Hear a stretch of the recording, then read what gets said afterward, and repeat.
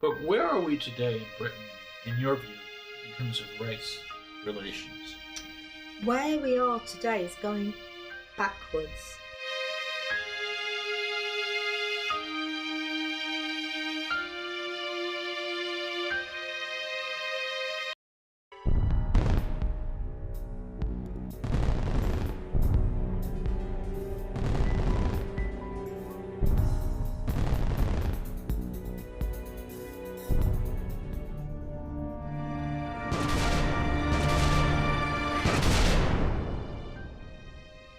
We've gone through various stages just in terms of how race relations is conceptualised.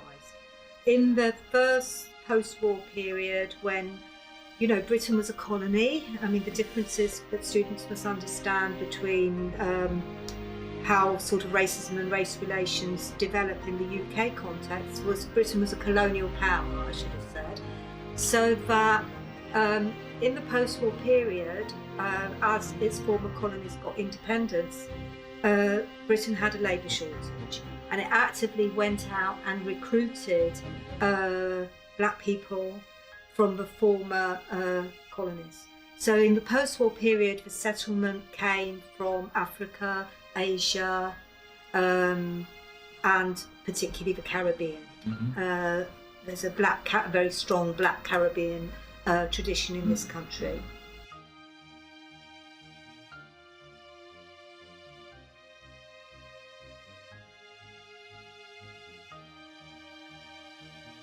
So when they first came, nothing was done really to help them settle and integrate.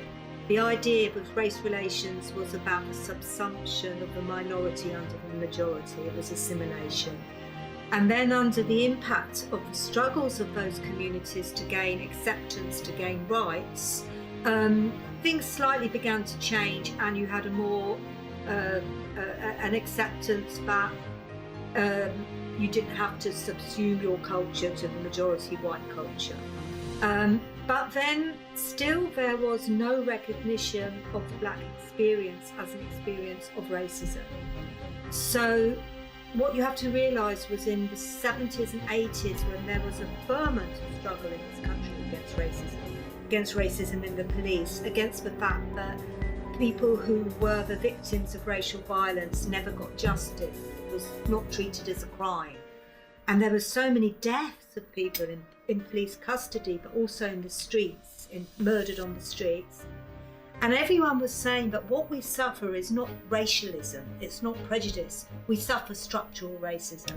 And all the struggles of all the communities and all the campaigns, it was a ferment of struggle, also on the shop floor, in trade unions, in the workplace, where particularly the Asian and the Caribbean community were experiencing lower wages, harassment at the workplace, segregated workforces in some instances, particularly with Asian women who were massively exploited. And this was supposed to be illegal, right? Or did the law cover it as well? The law evolved very, very gradually to combat discrimination. There was very, very weak bodies to combat discrimination, but those bodies evolved over time. Mm-hmm. So what you had you had a situation, and now my mind's going a bit crazy about dates isn't my best thing, but in the sort of 1980s, a young African Caribbean boy, this would have been the late 80s I think, called Stephen Lawrence. It was a massive issue in this country. Stephen Lawrence was out on the streets with his friends in a part of southeast London, and he was murdered by a gang of white racists. And the police's attitude was just terrible. At the scene of the crime, it took ages to call an ambulance.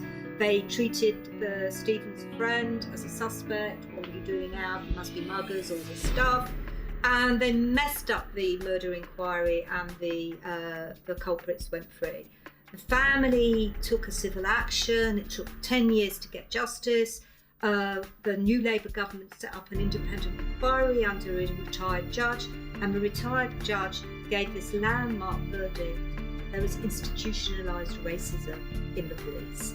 And at that point, race relations changed, because for once you'd recognised that there was structural racism in the UK.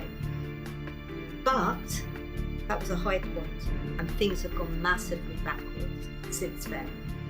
When institutionalised racism was recognised, there was a new law brought in called the Race Relations Amendment Act, which put all public bodies under a duty to make sure that they did not discriminate against people from minority communities. So there was change in education, in the police, in prison service, in the criminal justice system, but there was a lot of resentment.